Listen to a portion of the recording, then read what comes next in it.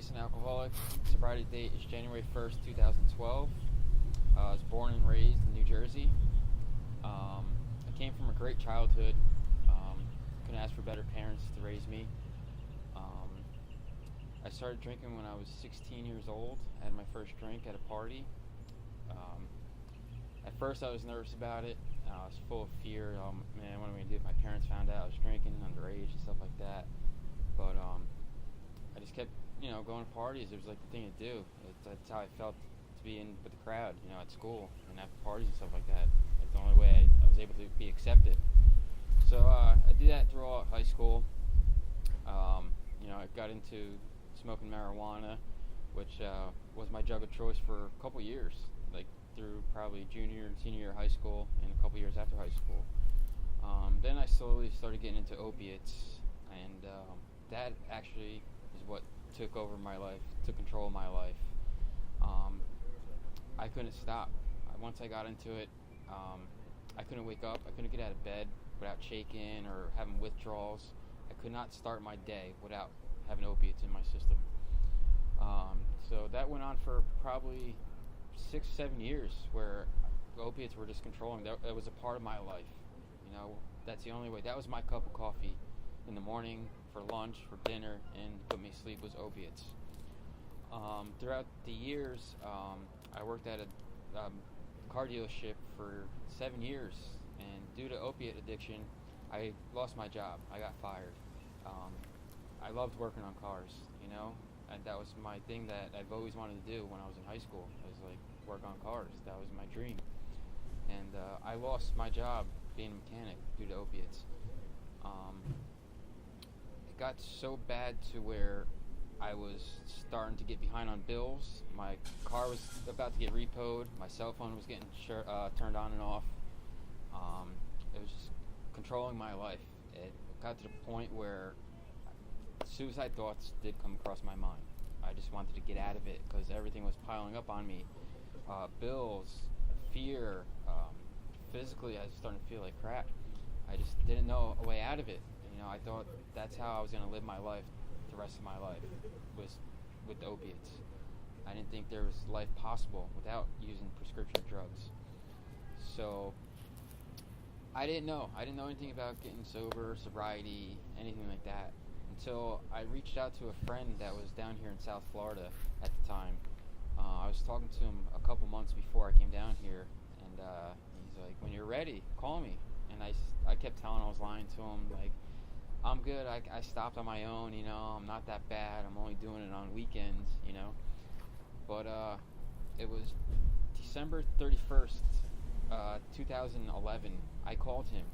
It was probably 2 o'clock in the morning, and he's like, this better be a good call. And like, that's the only reason why I'm waking up to answer your call. I was like, I'm done. I need to know what to do. I want to get sober. I'm done using drugs and alcohol. So he told me I had to make the hardest call in my life, or the hardest choice I was ever going to make in my life was to order a one-way ticket to South Florida. One, I've never been on a plane before. 2, I never stopped getting high or alcohol. I didn't know anything about detoxing, the withdrawals, and stuff like that. So it took me about an hour. I was looking up plane flights from Newark, New Jersey to West Palm Beach, Florida, and it came upon me to where I hit enter. I ordered that one-way ticket, and I was full of fear. I didn't know what was going to happen after that. It was New Year's Eve. I was sitting down with my mom about maybe 10-15 minutes before the ball dropped. I looked at her. I'm like, I had to tell her, because within the next 24 hours I was getting on a plane going to Florida, one-way ticket. So I sat down and I said, Mom, I'm going to Florida. And she took it as like, wow, you're going on vacation, like you worked your ass off. And I said, no, I'm going for help. I need to get sober. I have a drug problem. At first she's like, oh, you're just smoking marijuana, this and that. I'm like, no, it's worse than that. I have an opiate addiction. I'm addicted to pills and any pharmaceutical drugs. So she tried to get me to stop and stay up there to go to rehab or a treatment center. And I said, no, I have to change my people, surroundings, and places. I have to change all that. I need to get out of here. I can't do it here. So Monday morning, my mom and my brother dropped me off at the airport at 4 o'clock in the morning, and it was day one of going through the withdrawal and the detoxing. I was, like you said, full of fear. That was my biggest problem. I was scared. I didn't know what was going to happen after I got onto that plane. And I remember going through the security, and I turned around probably like 6 or 7 times. I kept looking at my mom. She was crying. My brother was crying, not knowing what I was going to get into, what was going to happen to me once I got on that plane. And I remember I saw my mom for the last time before I got on that plane. It was like a movie. You know, when you see someone for the last time, you don't know what's going to happen. I got on the plane, I was detoxing. I remember staring at the window. I should have been happy. First time on a plane, taking off and this and that. I was miserable. It was the worst part of my life. I remember when we were in the air, I was having thoughts in my head. I wanted to push out that window, and if I got that window open, I was going to jump out of the plane head first. I wanted out. I didn't want to go through the pain that I went through. So, I remember I landed in Florida, in West Palm. I took a taxi to my friend's apartment, and I detoxed on his couch for a night or two, 2 nights. And I remember he's like, all right, I got you a bed at the halfway house that I stayed at. I'm like, all right. He's like, the property manager is going to come pick you up in an hour. So I get a phone call that he's out in the parking lot waiting for me. I grabbed all my stuff and went down the stairs into the parking lot, and I see this dude with tattoos all up and down his arms with a beard, like past his neck. I was sitting there, I'm like, what am I getting into?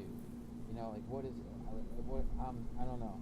And this is my 3rd day detoxing, and I put my life into his hands, and he guided me into the right direction. So got to Healing Properties.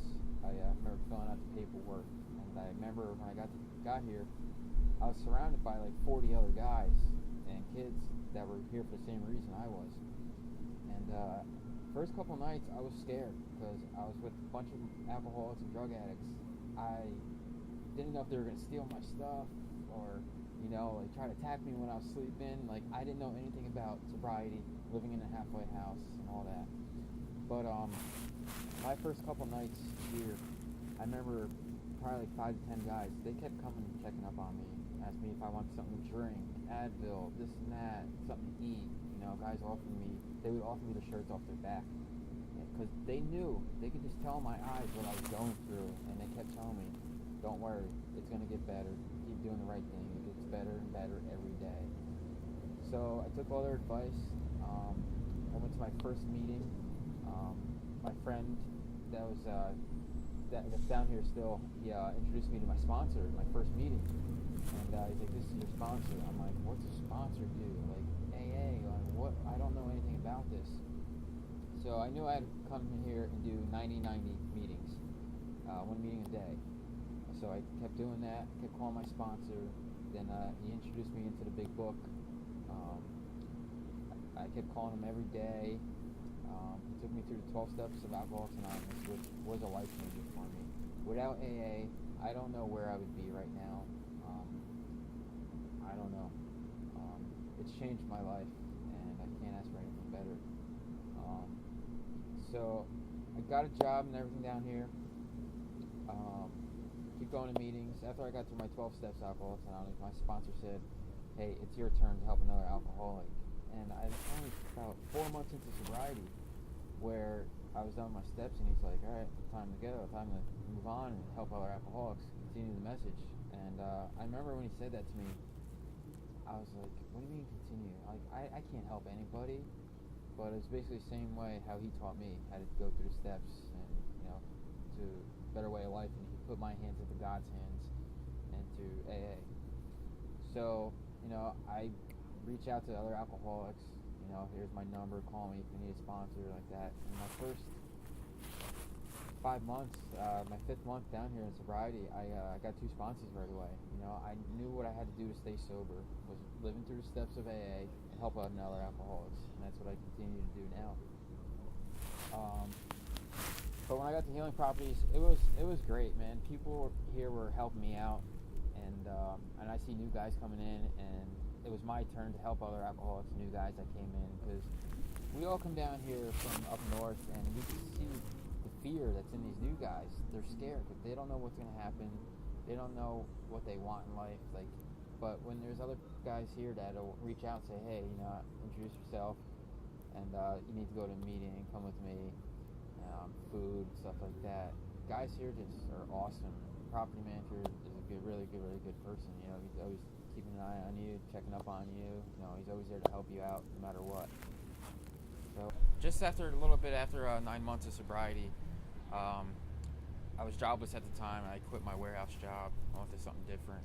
And at the time, the property manager at the time said, hey, the owner wants to speak to you in the office at Monday around 4:30. And I was like, okay. Then I was like full of fear again. I'm like, what did I do wrong? Like, I'm doing everything I'm supposed to be doing. Like, I can't imagine what's wrong.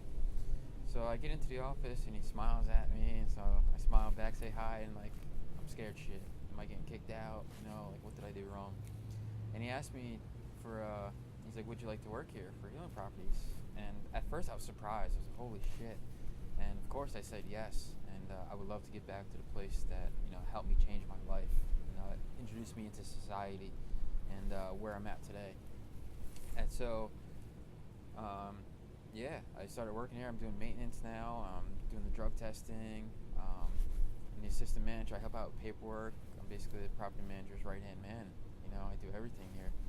And it feels really good to be into this field, working in this field, and you see all these new guys that come in and see the light experience that happens to them when they change their life.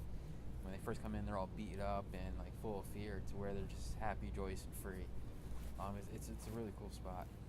I'm coming up on 15 months of sobriety. Life has been great. I've had the best time of my life in the past 15 months. I can't imagine what it was like when I was using, getting high. It was terrible. I was miserable. I was lying. I was stealing. I was cheating. I don't ever want to go back into that life. I took advice from a wise man. He said, when you hit a bottom, that bottom is to change. And I honestly believe that I hit that bottom to where I'm going to stay sober.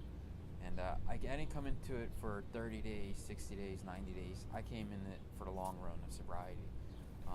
I can have a smile on my face without having a drink or getting high. I laugh so hard these days where I don't think I ever laughed. Last time I laughed this hard was probably like when I was 8 years old, like crashing my bike or something like that, And life's been great. I don't have any complaints about it. And the people around me that are my sober supports help me out a lot. I can't ask for a better place to be. Healing Properties really saved my life. Cool. Good. Thank you. What do you think?